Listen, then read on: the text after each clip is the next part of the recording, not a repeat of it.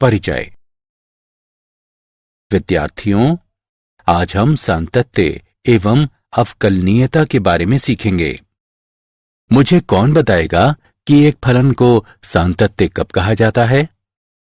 Sir, एक फलन को सातत्य कहा जाता है यदि दाएं पक्ष की सीमा, बाएं पक्ष की सीमा एवं फलन के मान सभी बराबर हों। बहुत अच्छे अनुज। सर, अवकलन क्या है? अवकलन फलनों के परिवर्तन की दर है। विभिन्न फलनों के अध्ययन के लिए अवकलन एक महत्वपूर्ण युक्ति है। सर, क्या हम किसी फलन का अवकलन कर सकते हैं? हाँ, क्यों नहीं। कुछ नियम होते हैं। यदि फलन उन नियमों का पालन करे तब हम फलन का अवकलन कर सकते हैं। इस पाठ में आप फलनों के सातत्य तथा अवकलनीयता के बारे में जानेंगे। उद्देश्य। इस पाठ के अंत में आप निम्न करने में सक्षम हो जाएंगे। फलन सातत्य है अथवा नहीं, इसकी जांच करना। एक विवृत्त और संवृत्त अंतराल में फलन सातत्य है अथवा नहीं, इसकी जांच करना। सातत्य फलनों पर बीजगणितीय संक्रियाएं लागू करना। संयुक्त फलनों का अवकलन ज्ञात करना। अस्पष्ट फलनों का अवकलन ज्ञात करना। प्रतिलोम त्रिकोणमितीय फलनों का अवकलन ज्ञात करना। चर घातांकीय फलन एवं लघु गणकीय फलनों का अवकलन ज्ञात करना। फलनों के प्राचलित रूपों का अवकलज ज्ञात करना। द्वितीय कोटि का अवकलज ज्ञात करना। माध्यमान प्रमेय की व्याख्या करना और फलन माध्यमान प्रमेय को संतुष्ट करता है अथवा नहीं, इसकी जांच करना। सातत्य। एक फलन f(x) को अभ्यंतर बिंदु x बराबर a या इसके प्रांत पर संतत कहा जाता है यदि limit x tends to a f(x) बराबर fa हो। अन्य शब्दों में, एक बिंदु x बराबर a पर एक फलन f(x) संतत कहलाता है यदि बाएं पक्ष की सीमा, दाएं पक्ष की सीमा और फलन के मान सभी एक दूसरे के बराबर हों। उदाहरण के लिए, y बराबर sin x एक संतत फलन है। यदि f a पर संतत ना हो तब f a पर असंतत होता है तथा तब a f के असांतत्य का एक बिंदु कहलाता है। उदाहरण। निम्न फलन पर विचार करते हैं। जांच करें कि f(x) संतत है अथवा नहीं। हल। x बराबर 1 पर बाएं पक्ष की सीमा बराबर निम्नलिखित है। x का मान 1 घटा h रखते हैं, अतएव बाएं पक्ष की सीमा निम्नलिखित होगी, जो कि गणना करके हल करने पर 1 प्राप्त होगी। अब दाएं पक्ष की सीमा को लेते हैं, जो कि निम्नलिखित है। इसमें x का मान 1 जमा h रखते हैं, अतएव दाएं पक्ष की सीमा निम्नलिखित होगी, जो कि गणना करके हल करने पर यह भी 1 प्राप्त होगा।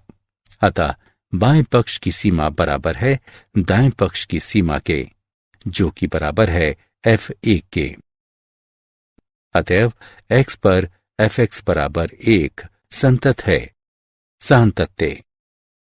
विवृत्त अंतराल पर सातत्य। एक फलन f(x) को विवृत्त अंतराल a b का संतत कहा जाता है यदि वो a b के प्रत्येक बिंदु पर संतत हो। संवृत्त अंतराल पर सातत्य। एक फलन f(x) को एक विवृत्त अंतराल a b पर संतत कहा जाता है यदि x बराबर a पर f(x) दाएं से संतत है, x बराबर b पर f(x) बाएं से संतत है, विवृत्त अंतराल a b के प्रत्येक बिंदु पर f(x) संतत है। उदाहरण। दिए गए फलन पर विचार करते हैं। जांच कीजिए कि f(x) संतत है अथवा नहीं। हल। जब x शून्य से बड़ा हो तब f(x) बराबर x वर्ग, जो एक बहुपद फलन है, संतत है। जब x शून्य से छोटा हो तब f(x) बराबर x, जो एक तत्समक फलन है, संतत है। अब केवल x बराबर 0 संदिग्ध बिंदु है। बाएं पक्ष की सीमा बराबर निम्नलिखित है। इसमें x का मान 0 घटा h रखते हैं। अतः बाएं पक्ष की सीमा निम्नलिखित होगी, जो कि गणना करके हल करने पर 0 प्राप्त होगी। दाएं पक्ष की सीमा बराबर निम्नलिखित है। इसमें x का मान 0 जमा h रखते हैं। अतः दाएं पक्ष की सीमा निम्नलिखित होगी, जो कि गणना करके हल करने पर यह भी 0 प्राप्त होगी। अब f(0) बराबर 0 है। अतः बाएं पक्ष की सीमा बराबर है दाएं पक्ष की सीमा के, जो कि बराबर है f(0) के। f(x) x बराबर 0 पर संतत है। अतएव f(x) संतत फलन है। सातत्य अनंत की संकल्पना। आइए x बराबर 0 पर f(x) बराबर 1 बटा x का आलेख खींचते हैं। सबसे पहले हम दी हुई सारणी को देखते हैं। यह देखा गया है कि दाएं पक्ष से x का मान 0 के निकट है, अतः f(x) का मान अधिक से अधिक हो जाता है। इस प्रकार x के मान को 0 के निकट चुनकर हम f(x) को अधिकतम कर सकते हैं। प्रतीकात्मक रूप से हम इसे निम्नानुसार लिखते हैं। जब हम x बराबर 0 के निकट दाएं तरफ से f(x) के निकट पहुंचते हैं, तब हम निम्नलिखित प्राप्त करते हैं। दिए गए आलेख से हम निरीक्षण कर सकते हैं कि जब x धनात्मक 0 की ओर अग्रसर होता है, तब आलेख धनात्मक अनंत पर y अक्ष से मिलता है। इसी प्रकार जब x ऋणात्मक 0 की ओर अग्रसर होता है, तब आलेख ऋणात्मक अनंत पर y अक्ष से मिलता है। संतत फलन का बीजगणित। प्रमेय 1। मान लीजिए कि f तथा g दो ऐसे वास्तविक फलन हैं जो वास्तविक संख्या a के लिए संतत हैं। तब x बराबर a पर f जमा g संतत है। x बराबर a पर f घटा g संतत है। x बराबर a पर f गुणा g संतत है। x बराबर a पर f बटा g संतत है, जबकि g a 0 के बराबर ना हो। प्रमेय 2। मान लीजिए कि f तथा g इस प्रकार के दो वास्तविक मानीय फलन हैं कि a पर f g परिभाषित हो। यदि a पर g संतत है तथा यदि g a पर f संतत है, तब a पर f g संतत होगा। उदाहरण। माना कि f(x) बराबर 2x घटा 1 तथा gx बराबर x जमा 5 बटा 2 है। f gx का फलन ज्ञात कीजिए। हल। दिया है gx बराबर x जमा 5 बटा 2। इसलिए f gx बराबर है f gx के, जो कि गणना करके हल करने पर x जमा 4 के बराबर होगा। अवकलनीयता। माना कि f एक वास्तविक फलन है तथा a इसके प्रांत में एक बिंदु है। यदि h एक छोटी स्वच्छ संख्या है, तब a पर f का अवकलज निम्नानुसार परिभाषित किया जाता है, बशर्ते इस सीमा का अस्तित्व हो। a पर f के अवकलज को f डैश a अथवा निम्नलिखित द्वारा निरूपित किया जाता है। फलन को निम्नानुसार परिभाषित किया जाता है। एक फलन का अवकलज प्राप्त करने की प्रक्रिया अवकलन कहलाती है। एक फलन अपने प्रांत में एक बिंदु a पर अवकलनीय होता है यदि दोनों सीमाएं अर्थात बाएं पक्ष की सीमा तथा दाएं पक्ष की सीमा परिमित तथा समान हो। प्रमेय: यदि एक फलन f एक बिंदु a पर अवकलनीय हो तब वो उस बिंदु पर संतत भी होता है। अवकलनीयता सूत्र: कुछ निम्नलिखित सूत्र इस प्रकार दिए हुए हैं। कुछ महत्वपूर्ण फलनों का अवकलन इस प्रकार दिया हुआ है।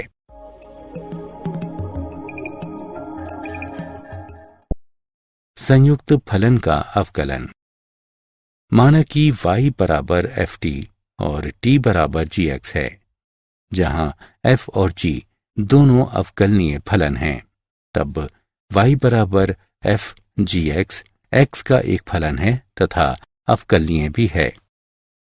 हम लिख सकते हैं dy बटा dx बराबर dy बटा dt गुणा dt बटा dx। अवकलन की इस विधि को अवकलन के श्रृंखला नियम यानी चेन रूल के रूप में भी जाना जाता है। उदाहरण: निम्नलिखित फलन का अवकलन ज्ञात कीजिए। हल: दिया गया फलन दो फलनों का संयुक्त फलन है। माना कि t बराबर x वर्ग तथा v t बराबर cos t है। अब x के सापेक्ष t का अवकलन करने पर dt बटा dx बराबर 2x प्राप्त होगा। अब t के सापेक्ष vt का अवकलन करने पर dv बटा dt बराबर d बटा dt cos t बराबर घटा sin t प्राप्त होगा। अतः श्रृंखला नियम से df बटा dx बराबर dv बटा dt गुणा dt बटा dx बराबर घटा sin x वर्ग गुणा 2x प्राप्त होगा। t बराबर x वर्ग का मान रखने पर घटा sin x वर्ग गुणा 2x जो कि बराबर है घटा 2x sin x वर्ग गुणा 2x प्राप्त होता है। उदाहरण: dy बटा dx ज्ञात कीजिए जब x वर्ग जमा x वर्ग गुणा y जमा x गुणा y वर्ग जमा y घन बराबर 47 हो। हल: निम्नलिखित समीकरण दिया गया है। x के सापेक्ष अवकलन करने पर हमें निम्नलिखित प्राप्त होता है। dy बटा dx को छोड़कर दाएं पक्ष में पदों का स्थानांतरण करते हैं तथा बाएं पक्ष से dy बटा dx को उभयनिष्ठ लेने पर हमें निम्नलिखित प्राप्त होता है। प्रतिलोम त्रिकोणमितीय फलनों का आलेख। यहां दो आलेख दिए गए हैं। इनमें से एक साइन व्युत्क्रम x का आलेख है तथा दूसरा कॉस व्युत्क्रम x का आलेख है। उदाहरण: fx बराबर कॉस व्युत्क्रम x से दिए गए f का अवकलन ज्ञात कीजिए तथा मान लीजिए कि ये अस्तित्व में है। हल: माना कि y बराबर कॉस व्युत्क्रम x है, x बराबर कॉस y है। x के सापेक्ष दोनों तरफ अवकलन करने पर हमें dy बटा dx बराबर घटा 1 बटा sin y प्राप्त होता है। देखा गया है कि dy बटा dx परिभाषित है केवल यदि जब sin y शून्य के बराबर न हो, अर्थात y शून्य पाई के अंतर्गत है। यह इंगित करता है कि sin y शून्य से बड़ा है, अर्थात sin y वर्गमूल 1 घटा cos वर्ग y है। dy बटे dx बराबर घटा 1 बटे वर्गमूल 1 घटा cos वर्ग y जो कि घटा 1 बटे वर्गमूल 1 घटा x वर्ग के बराबर है। चर घातांकीय और लघुगणकीय फलन। चर घातांकीय फलन 10 के आधार वाला घातीय फलन साधारण घातीय फलन कहलाता है। x के सापेक्ष e की घात x का अवकलन e की घात x है, अर्थात d बटा dx e घात x बराबर ई घात x है। अनंत श्रृंखला 1 जमा 1 बटा 1 क्रम गुणन जमा 1 बटा 2 क्रम गुणन जमा 1 बटा 3 क्रम गुणन जमा इत्यादि के योगफलन को ई से निरूपित किया जाता है। ई का अनुमानित मान 2.7183 होता है। ये एक अपरिमेय संख्या है। ई घात 0 का मान बराबर 1 होता है। आधार के रूप में इस ई का उपयोग करने पर हम घातीय फलन y बराबर ई घात x प्राप्त करते हैं। इसे प्राकृतिक घातीय फलन कहा जाता है। y बराबर ई की घात x तथा y बराबर x के लॉग के आधार पर ई का आलेख परस्पर दर्पण प्रतिबिंब होता है। लघुगणकीय फलन x के सापेक्ष लॉग x का अवकलन 1 बटा x है, अर्थात d बटा dx लॉग x बराबर 1 बटा x है। लघुगणकीय फलन के गुणधर्म निम्नलिखित हैं। उदाहरण, x के सापेक्ष e की घात sin x का अवकलन ज्ञात कीजिए। हल, माना कि y बराबर e की घात sin x है। श्रृंखला नियम का उपयोग करके इसे हल करने पर हमें e घात sin x गुणा cos x प्राप्त होगा। लघुगणकीय अवकलन। अब हम निम्नलिखित फलन के प्रकारों का अवकलन निकालते हैं। सर्वप्रथम हम दोनों पक्षों पर लघुगणक लेते हैं तथा फिर x के सापेक्ष दोनों पक्षों का अवकलन करते हैं। अवकलन की यह प्रक्रिया लघुगणकीय अवकलन कहलाती है। उदाहरण, x के सापेक्ष x की घात x का अवकलन करते हैं। हल, माना कि y बराबर x की घात x है। दोनों पक्षों का लघुगणक लेने पर हमें log y बराबर x गुणा log x प्राप्त होता है। x के सापेक्ष अवकलन करने पर हमें 1 बटा y गुणा dy बटा dx बराबर x गुणा 1 बटा x जमा log x जो कि बराबर 1 जमा log x है। dy बटा dx बराबर y गुणा 1 जमा log x। इसे समीकरण 1 से चिन्हित करें। जैसा कि हम जानते हैं कि y बराबर x की घात x है, तो y का मान समीकरण 1 में रखने पर हमें dy बटा dx बराबर x की घात x गुणा 1 जमा log x प्राप्त होता है। मूल्यांकन। आगे बढ़ने से पहले आइए हम जानते हैं कि आपने कितना सीखा। निम्न का मिलान कीजिए।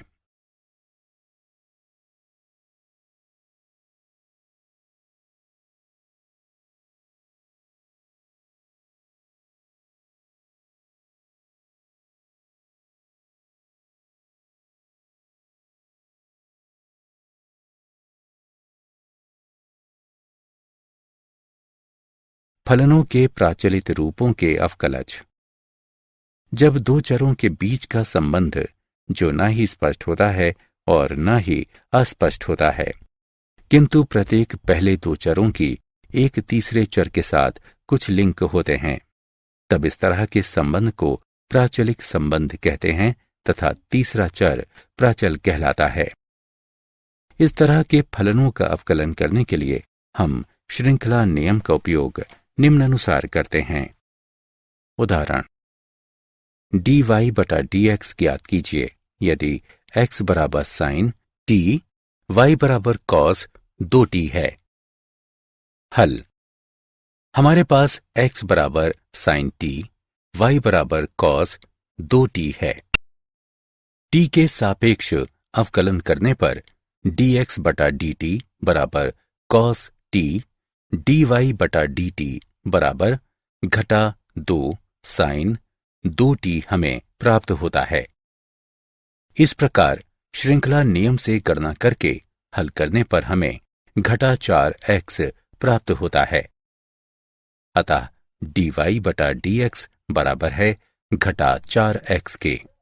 द्वितीय कोटि का अवकलन।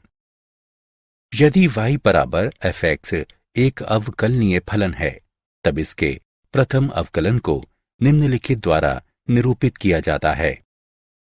पुनः यदि f डैश x अर्थात fx का प्रथम अवकलज भी अवकलनीय होगा, तो हम उसका अवकलज प्राप्त कर सकते हैं, जिसे f डैश x का द्वितीय अवकलज कहा जाता है।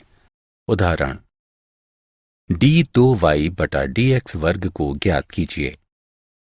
यदि y बराबर x घन जमा 5x वर्ग जमा 19 हो। हल।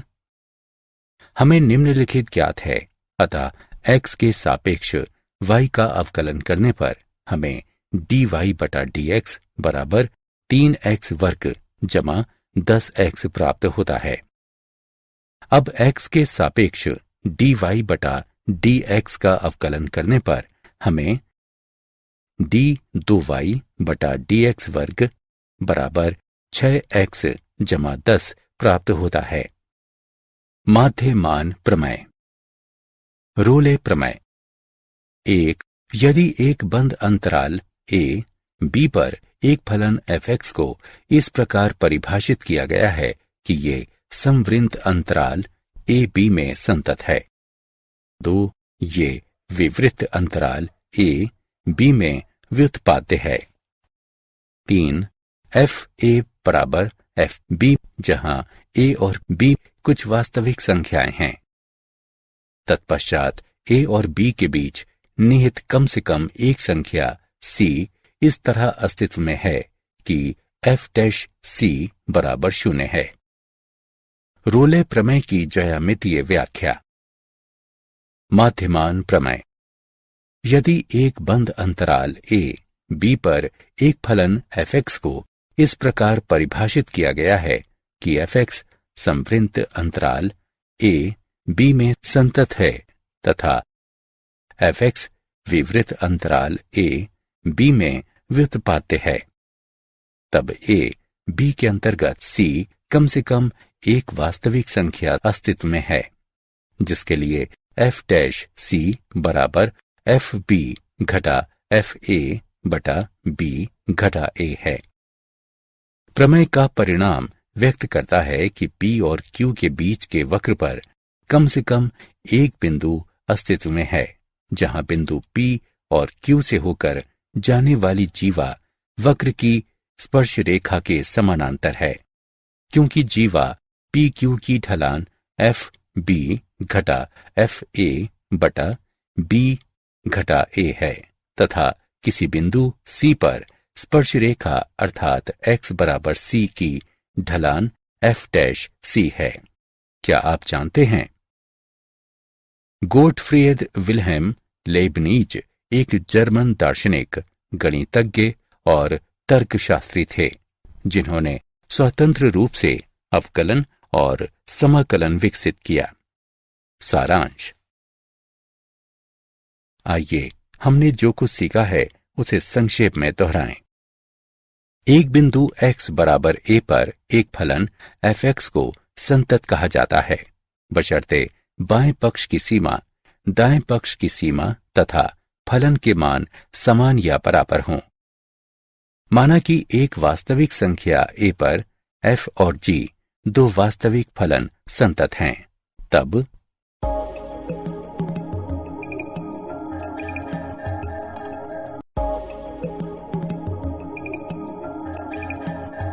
फलन fx का अवकलन निम्न प्रकार से परिभाषित किया जाता है। संयुक्त फलन के अवकलज को निम्न प्रकार से लिखा जा सकता है। इस अवकलन की विधि को श्रृंखला नियम के रूप में भी जाना जाता है। आधार 10 वाला चर घातांकीय फलन साधारण चर घातांकीय फलन कहलाता है। x के सापेक्ष e घात x का अवकलन e घात x होता है। x के सापेक्ष log x का अवकलन 1/x होता है। प्राचलिक रूपों में फलनों का अवकलन करने के लिए हम श्रृंखला नियम का उपयोग करते हैं। द्वितीय कोटि का अवकलन निम्नलिखित है। रोले प्रमेय बताता है कि यदि संवृत्त अंतराल a b में एक फलन f(x) संतत है तथा विवृत अंतराल a b में व्युत्पाद्य है एवं fa बराबर fb है, तब a और b के बीच कम से कम एक संख्या c इस तरह निहित है कि f' c बराबर 0 है।